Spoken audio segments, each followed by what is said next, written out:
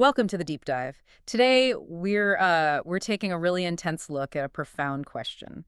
It's one that shapes history, business, and well, even our own lives. It really is. Yeah. The question is, do truly unbeatable forces actually exist? And we're diving into some fascinating research on what's called the architecture of inevitable collapse. And the analysis we synthesize suggests that the answer is a pretty definitive and maybe even a little bit terrifying no. No, right. Yeah, the core idea is that great empires, these massive corporations, or even just long-held personal beliefs, they don't fail because a stronger enemy comes along and defeats them. So it's not an external fight. Not at all. The collapse is always an internal job. That's the paradox we really need to unpack, Joe. It's not your competitor getting better that should scare you. It's the fact that you might be staying completely still while the world is just, shifting all around you. Right. So our mission in this deep dive is to understand the precise internal mechanics that lead to this kind of devastating blindness. And to do that, we need a perfect case study of dominance. The research calls it the old house. And we're talking about Standard Oil. Oh, yeah. For decades, it was the absolute symbol of monolithic power in the American oil industry. I mean, people genuinely believed that Standard Oil would eventually possess everything. Through sheer scale and efficiency. Exactly. Yeah. But that's the question, isn't it? If they were so powerful, why were they so catastrophically blind to what was coming next? Let's get into that. Let's examine the specific historical moments, these shocks, that started to crack Standard Oil's foundation. And what's really crucial here is that none of these three major forces came from a traditional competitor. It's so easy to look back now and think, well, obviously. But at the time, Standard Oil was completely focused on its own infrastructure. The first force, let's call it the tiny light bulb, was just utterly dismissed. So I'm talking about what, 1882? Yep, 1882. Thomas Edison flips a switch in Manhattan, and suddenly, the city is bathed in electric light. It's hard to even imagine. So why is this one moment a tectonic event for a giant like Standard Oil? Because their largest, most profitable product by a mile was kerosene. A fuel for lamps. Exactly. It was the fuel that literally kept the lamps lit across the entire country. On the world, really. Standard Oil was built on the premise of supplying light. Kerosene was their cash cow. And then all of a sudden, they're not facing another oil company trying to sell cheaper kerosene. No, they're facing a completely different force electricity that offered a fundamentally superior experience. Cleaner, safer. And ultimately, way more efficient light. This wasn't a marketplace competition. It was a battle for human preference.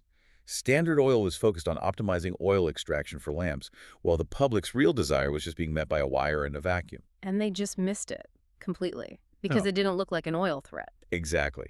They were looking for a competitor arriving by ship, but the threat came through the wires over their heads. And that blindness, that inability to see the adjacent innovation, it just sets the stage perfectly for the second massive shock. Mocked mobility. Oh, this one is just rich with historical irony.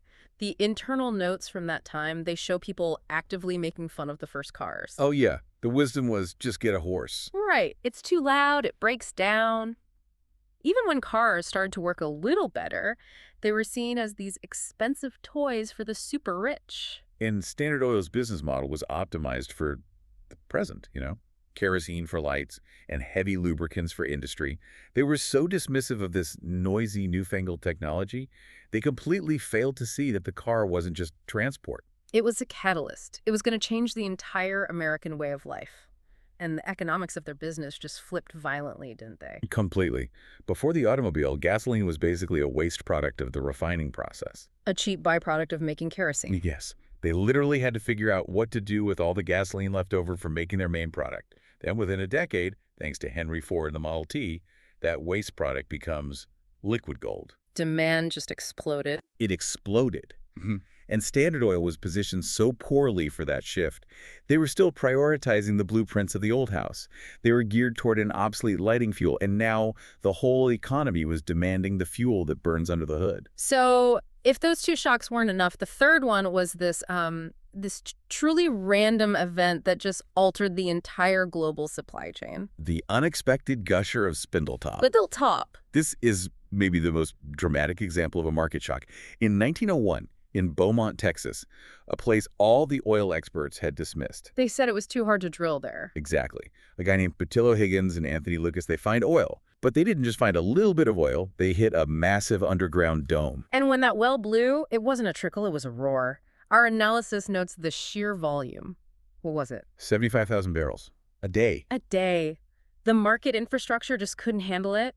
The global supply suddenly had this massive, chaotic infusion of crude oil. The immediate effect was catastrophic for established players like Standard Oil. I mean, the supply was so overwhelming that the sources actually document the price of oil falling lower than the price of water. Lower than water.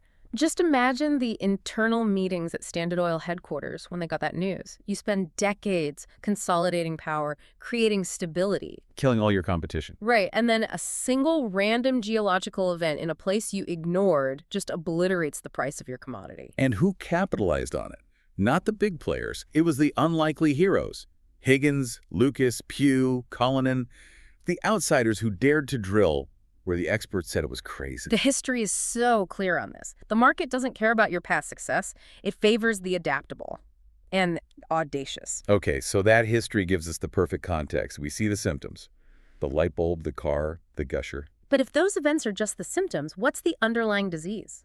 Let's zoom out now to the universal laws the research identified. These are the 4 fundamental reasons any institution, or, well, any person, loses relevance. And this is where it becomes about application. These laws are truly agnostic. I mean, they govern the collapse of the Roman Empire just as much as they govern the collapse of a startup or, an individual's career. Okay, let's start with law number 1. This feels like the fundamental psychological trap, the law of complacency. This one is so insidious because it's a direct result of success. When an entity, a massive company or an individual gets too big and too successful, it stops looking down at its own feet. It starts to see its dominance not as something you have to keep working for, but as an inherent right. That's it. Strength breeds this arrogance, and the arrogance creates a protective bubble around the leadership that filters out criticism, that filters out the signals of change. If you believe you're invincible, you start spending money on innovation, and you start focusing only on optimization. Precisely. Standard Oil reached a point where they genuinely believed the only thing that could stop them was the U.S. government with antitrust laws. The moment they assumed invincibility, that the market couldn't beat them, that's the moment they lost the internal battle for adaptability. They confuse their size with being fit for the future. Exactly. And if you're busy optimizing your kerosene output by half a penny a barrel, you are fundamentally incapable of realizing that the demand for kerosene is about to drop to zero. Which brings us right to the second law, one I find particularly surprising, the law of unexpected innovation. This is where it gets really interesting. The fatal blow almost never comes from a head-on competitor you were expecting. Why not? Because your competitor is built with the same assumptions, the same structural flaws as you are. The real threat always arrives from a force that no one considered relevant. Why is that structurally true, though? Why can't these big, smart companies see the fringe stuff coming? It's all about resource allocation. If you're a giant, you dedicate 99% of your capital to defeating your direct identified threat. Standard Oil was focused on pipelines and refining capacity to beat other oil men. So they couldn't justify spending serious resources on, what, a physics experiment with glowing filaments? Right. Their radar was tuned only to massive oil tankers and pipelines, and it completely missed the tiny electric light bulb. The innovation is dismissed because at first it's always weaker. It's more expensive. It's less reliable than the old tech. Initially, yeah, electricity was patchy and expensive. Cars broke down every few miles. Innovation always starts at the low end, in these fringe areas, meeting a need the incumbent just can't address, like the need for cleaner light or the freedom of personal movement. And by the time that innovation is reliable and cheap enough to matter, the giant is too far behind to pivot. it's too late. That is ruthless. It forces you to constantly pay attention to the things you're currently mocking, which sets up the third law perfectly, the law of the unfaithful market. This is the brutal commercial reality. The market owes absolutely zero loyalty to the powerful. It doesn't care about their history, their investment. Doesn't care how many jobs you created last year. Nothing. The market simply demands one thing. Suitability. Exactly. It demands the most suitable entity for the current context. Standard Oil was perfect for the kerosene era.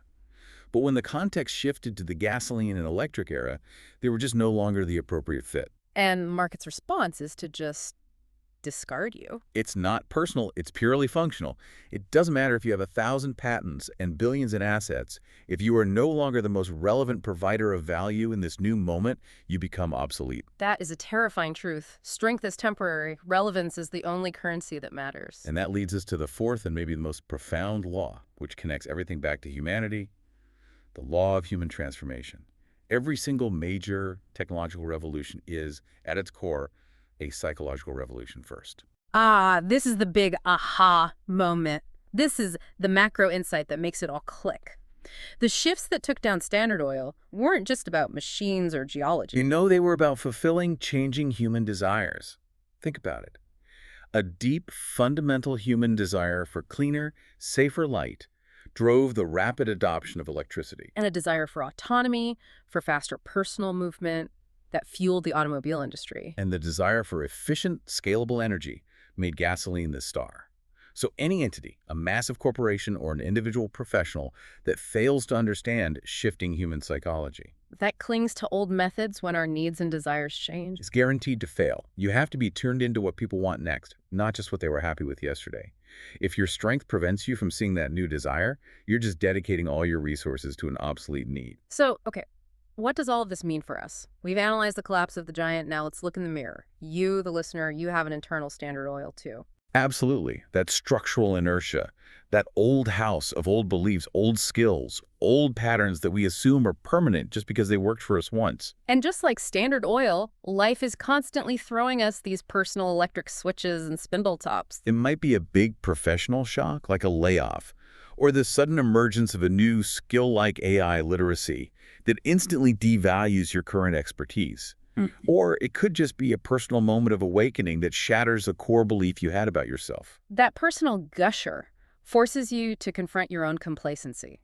So if we want to avoid our own internal collapse and achieve the personal reinvention needed to stay relevant, the research points to 3 proactive steps. And these are actions you have to take before the market forces your hand. Right. The first step is the biggest psychological barrier. You have to stop clinging. Don't hold on to old strategies or old skills just because they were once successful. The biggest obstacle to adapting is often sunk cost. We invested so much into building that old house that admitting it's obsolete feels like a personal failure. But the data is so clear. That old belief system, it served you well in the past, but it might be actively holding you back from being suitable for today and for the future. If your whole identity is tied up in a job skill that is rapidly being automated, you have to be able to let go of that identity, or at least the method you use to express it, if you want to survive. That takes a lot of introspection, a willingness to be wrong. It does. Yeah. And that ties right into the second step. Observe signals. Do not ignore the small peripheral signs of change around you. This is the difference between seeing a new skill pop up in your industry and dismissing it as a fad versus recognizing it as the electric light bulb that's about to make your main value obsolete. You have to pay attention to the fringes, to the side projects, and especially to the things people in your circle are currently mocking. Find the inefficiency that the market is just starting to tolerate because it offers a superior experience somewhere else. Because that's where the innovation that will kill your existing model is incubating right now. Tune your professional radar outward, not just inward. And then step 3 is the synthesis of the first 2. Brave reinvention. Have the courage to reinvent yourself before circumstances or the world forces you to. Proactive reinvention is painful, but it's mandatory. It means learning the new skill, shifting your focus, questioning your core beliefs while you are still comfortable, while you still have the capital and the time. Don't wait until your market share hits 0 before you decide to learn the new tech. So the ultimate takeaway from this deep dive is that collapse is never a failure of strength. It is fundamentally a failure of fitness. Standard Oil was immensely strong, but it became spectacularly unfit for the new world of electricity, mass-market cars, and geological chaos. And this rule, it governs every single endeavor. Whether you're building an empire or just building a career, the universal laws of collapse are constant. Let's leave you with the final provocative thought synthesized from this research for you to think about this week. Empires collapse not because they weaken, but because the world strengthens in a way they fail to see in time. This rule applies to every individual, too. Don't let the weight of your past strength become the very thing that blinds you to your future.